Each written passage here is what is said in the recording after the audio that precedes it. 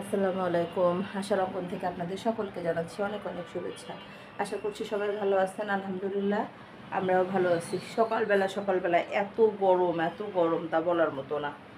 গতকাল রাতে এক ওয়াশিং মেশিন ভর্তি কাপড় চোপড় দিছিলাম, চাদরই মনে হয় চারটা বারান্দা ভর্তি আমার কাপড় চোপড় হয়ে গেছে। এখন আমি ভয় পাচ্ছি যে যদি বৃষ্টি আসে তাহলে উপায় কী। আর গরমের কথা কি বলবো, এমন চ্যাংটা গরম উঠছে তা বলার মতো না। তো যাই হোক, এখন বাজে 9টা, যেহেতু আম্মা বাসায় এই কারণে একটু তাড়াতাড়ি উঠতে হয়েছে। যে আম্মা সকালবেলা ইঞ্জেকশন ছিল, তারপরে ইনসুলিনও ছিল। তাই আম্মা আম্মা ইঞ্জেকশন দিছে, ইনসুলিন দেওয়া হয়েছে, বাইরে থেকে একটা লোক মানে রেডি করা হয়েছে, মানে 3বার এসে অ্যান্টিবায়োটিক ইঞ্জেকশনটা প্লাস ডায়াবেটিসটা মেপে একদম সব কিছু দিয়ে ক্যানোলা কালকে রাত্রে আবার করা হয়েছে। আম্মার তো হাতে রক পাওয়া যায় না, তাও পরে আর 2 দিন রাখতে হবে, তাই না আম্মা? আরও 2 দিনের জন্য ক্যানোলাটা করা হলো।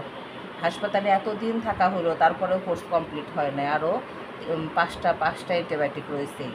তো যাই হোক, এই কারণে আম্মা খুব কষ্ট করে মনে হয় একটা রুটি খাইছে।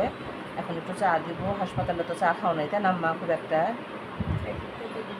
প্রতিদিন রং চা, দুধ চাই দিচ্ছে, চিনি ছাড়া কিছু দেয় নাই ভিতরে। ও, আবার রং চাও দেয়, দুধ চাই দিচ্ছে, কিন্তু কোনো কিছু সুইটিসও দেয় নাই। তো যাই হোক, সবাই একটু দোয়া করবেন আম্মার জন্য। এই এখন আমি নাস্তা করে চা বানাবো। ছোটো ছেলে স্কুলে চলে গেছে, বড়ো ছেলে আজকে যায় না, স্কুল ছুটি হয়ে যাবে দেখে সে বললো যে যাবো না। আর এদিকে একটু রোদ আসতেছে দিক দিয়ে। আম্মা আমার শরীরে কিন্তু একটু রোদ লাগা লাগবে, এদিক থাকো, রোদে একটু বসাও লাগবে। এই যে ঘেমে মনে হচ্ছে যে একাকার হয়ে যাচ্ছি। তো যাই হোক, নাস্তা করে এই যেখানে বিষয়টা বসতে, এই যে বিষয় একটু ডাকাও। আর এই যে আমি বলছি যে একটা ডিম ভাজি দিয়ে জাস্ট একটা রুটি খাবো, তারপরে চা বানাবো। ভালো লাগতেছে না গরমে, প্রচণ্ড পরিমাণে গরম, চিন্তাই করা যায় না এত গরম। উঠে কি ঠান্ডা হয়ে গেছে নাকি? না, এখন বাজে দুপুর 2টা। এইমাত্র বৃষ্টি একটু কমছে, এইমাত্র। আমি তো একদম পাগল হয়ে গেছিলাম, কারণ আমার 4 বারান্দা ভর্তি কাপড় চোপড় ছিল, জাস্ট কোথায় কি দিব বুঝতে পারতেছিলাম না। এখন বুঝেও লাভ নাই, সব কাপড় চোপড় জায়গায় তুলে রাখা হয়েছে। আর আম্মার এখন ইনসুলিন দেওয়া হয়েছে। ইনসুলিন তো সাধারণত সকালে আর বিকালে থাকে, কিন্তু আম্মাকে 3 বেলা দিছে। 3 বেলা দেওয়ার কারণে আম্মার ইনসুলিনের 15 মিনিট পরে খাবার খেতে হয়। আম্মা এই যে কিচ্ছু খাইতে পারে না, জোর করে একটু বসাইছি। এখানে আছে হলো রুই মাছ ভুনা, এখানে আছে ঝরঝরে সাদা ভাত, এখানে আছে হলো চিকেন, আর এখানে আছে হলো লাইট ডাল।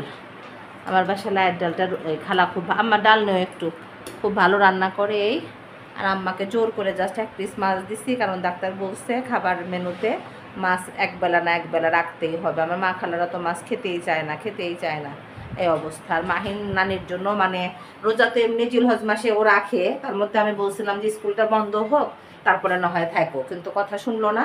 সে আজকে থেকে রোজা রাখা শুরু করলো।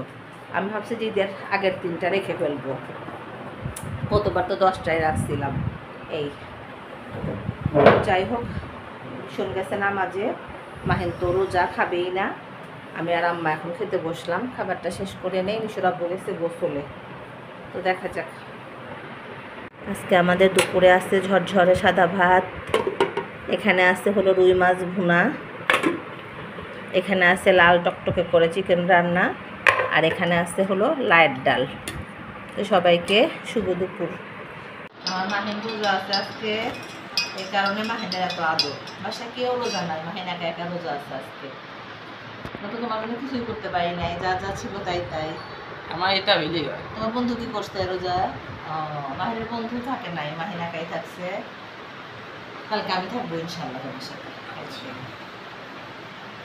যাই হোক, সবাই একটু দোয়া করবেন মাহিনের জন্য। মাহিন যেন বড় হলে ওই রকমই থাকে, চেঞ্জ না হয়। এই যে মাহিনের আব্বু মাহিনকে খাবার দিয়ে দিচ্ছে। মাহিন আমার জন্য একটু দোয়া করো, নানির জন্য একটু দোয়া করো বেশি।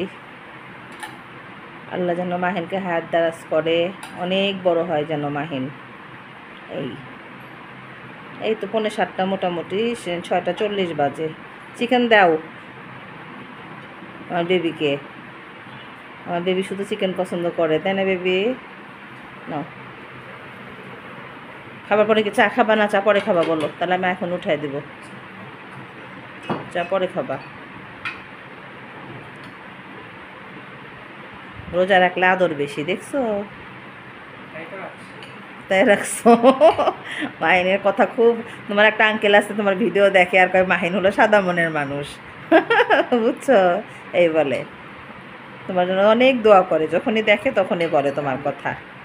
তো যাই হোক, এই হলো মাহিনের অবস্থা। মাহিনের জন্য সবাই দোয়া করবেন। আজান দিয়ে দিবে এখন।